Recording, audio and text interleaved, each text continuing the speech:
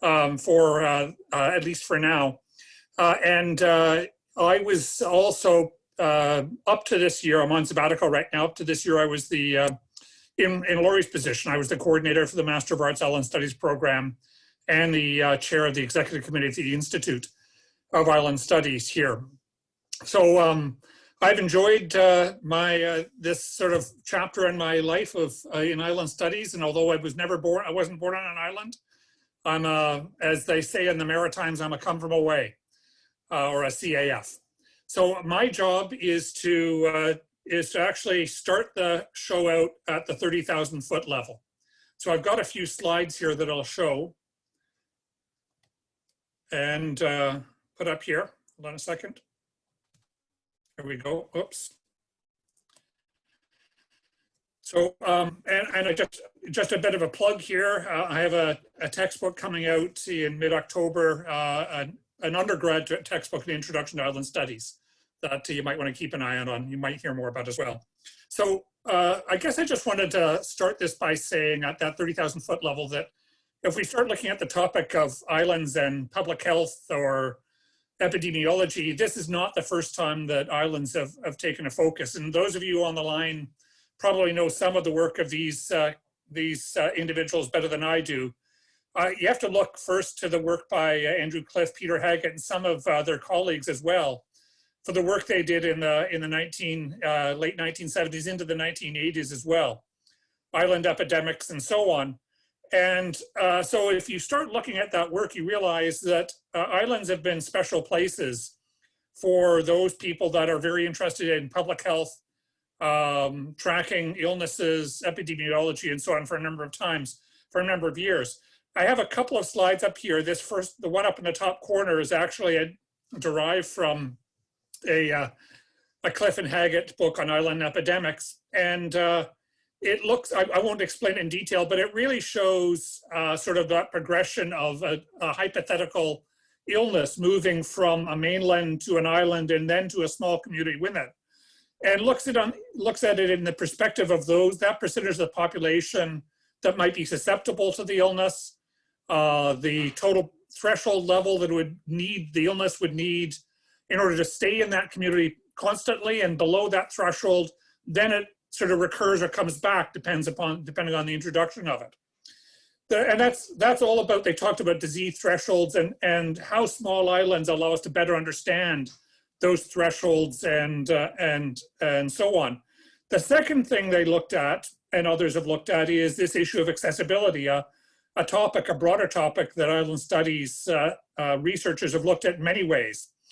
But historically, this was very important. And I just put a couple of slides up here. If you look at the one down at the bottom here, of course, this represented a dramatic change in how illnesses, contagious illnesses are transmitted, and how accessibility would have affected the likelihood of the spread of some of these illnesses. So in 1957, there were about equal numbers of passengers that moved between Europe and North America. In 1 year, that had started to change dramatically, and by 1960, almost 2/3 were going by air and only 1/3 by sea. And of course, other than cruise ships now, almost everybody goes by air when they're allowed to go by air.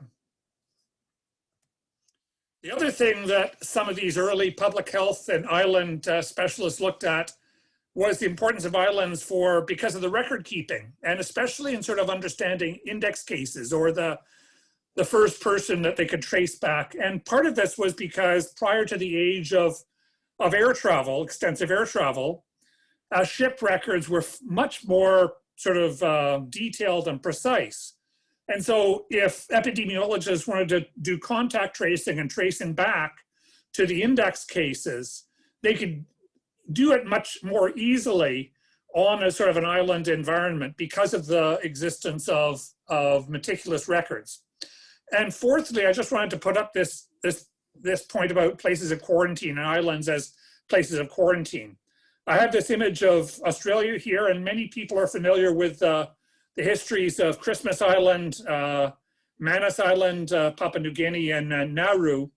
as places of quarantine, as political quarantine, but they and many other islands of the world prior to them have had long histories of places of disease quarantine, of reserving a place for people that may have contracted or potentially contracted illnesses. And of course, one of the more famous historical examples are the islands in and around Venice.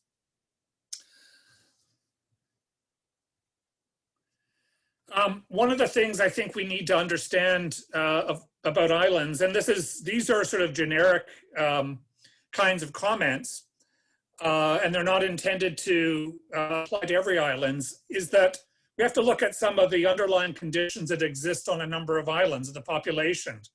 And some islands, especially those in Oceania, their populations can be more vulnerable because of the prevalence of some kinds of underlying preconditions.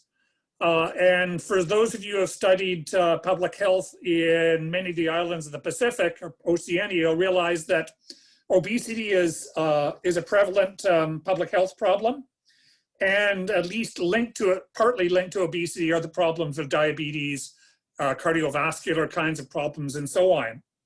And so those populations are therefore at greater risk for a variety of different kinds of especially of respiratory kinds of diseases. The other vulnerability is access to healthcare, access to therapeutics, and access to vaccines, equipment, and so on, and the relative poverty of some islands. But we shouldn't necessarily be that simplistic about it, because many islands, according to other kinds of indicators, may actually have a greater level of resilience to certain kinds of public health issues. So if you look at it from a social determinants of health perspective, and just take one indicator like the Human Development Index, that many of you are aware sort of uses a sort of a simple composite score looking at health, at education, and at the economy.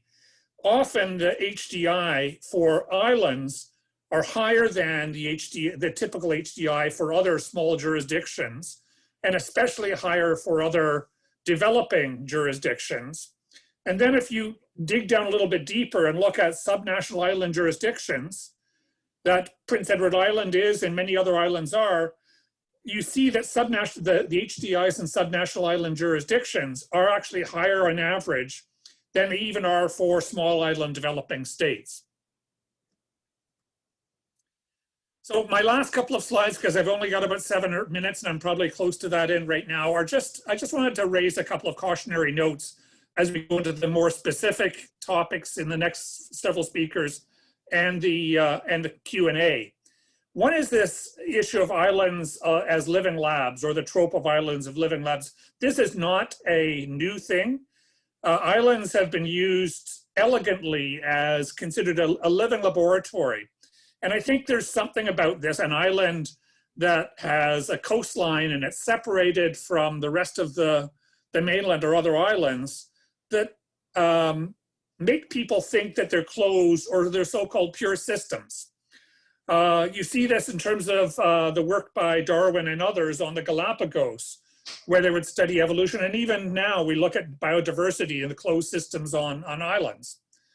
You also see this in terms of some of the research that's taken place on islands that have emerged, volcanic islands that have emerged from proto-islands or submersive islands. And so they've emerged, such as Surtsey off the coast of Iceland, and scientists have looked at how life emerges there, how it is blown onto that line, how it emerges, and how it evolves once it does emerge. And then, of course, there's a long tradition of colonial anthropologists who have studied social life in small islands, and although they themselves may not have implied that these are closed systems, others have looked at that and looked at social customs and characteristics and cultures and thought of them as partly as a function of the closed system in those islands. And just maybe the item in yellow I've got here is, we're all aware that in fact no place is completely closed or completely pure. And in fact, there is a case to be made that many islands have very high levels of connectivity for many things as well. So just the cautionary note is, be careful about the assumptions we make about using islands as living laboratories. The second and last cautionary note I'll bring, and that is this distinction between the unique and the generalizable or the distinct. This is not unique to island studies, of course. It's a dilemma and an issue that exists in any kind of field or discipline. But in terms of island studies, there has often been a debate about the ways that islands differ from each other and the ways that they differ from mainlands.